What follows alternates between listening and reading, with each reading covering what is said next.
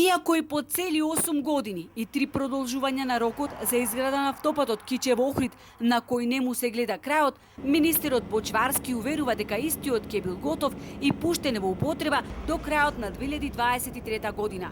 На 57 километри од автопатската делница, која требаше да биде готова до 2018, убедуваше дека работеле преку 700 работници и 280 градежни машини, кои никој не ги виде.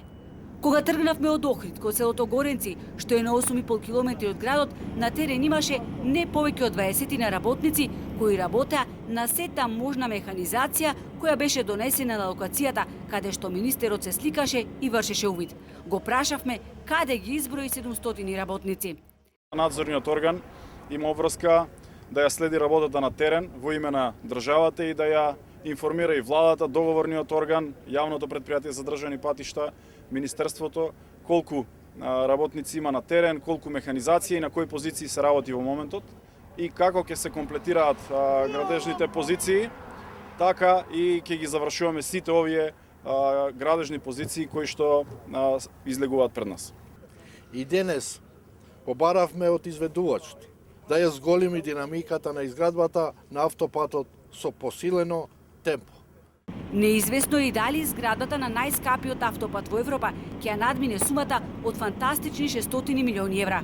Министерот Бочварски, кој лани во месец мај негираше дека автопатот поскапел и дека се потребни дополнителни средства, сега не ја исклучува можноста без малку децениската изграда на автопатот да чини уште повеќе. Во моментот не можеме да утврдиме дали ќе се потврдат такви најави или прогнозирања во однос на цената на чинење. Цената на чинење е утврдена, како што каже и директорот, 598 милиони евра. Сведоци сме на осцилациите кои што се јавуваат согласно светските трендови на градежните материјали. Ако на автопатот, кој бил врвен приоритет на државата, се работи како денес, со асфалтирање на 200 метри од делницата, прашавме дали ќе се изгради автопатот Кичево-Охрид за година и пол колку што е предвидено. Бочварски тврди дека биле пробиени 95% од трасата на автопатот.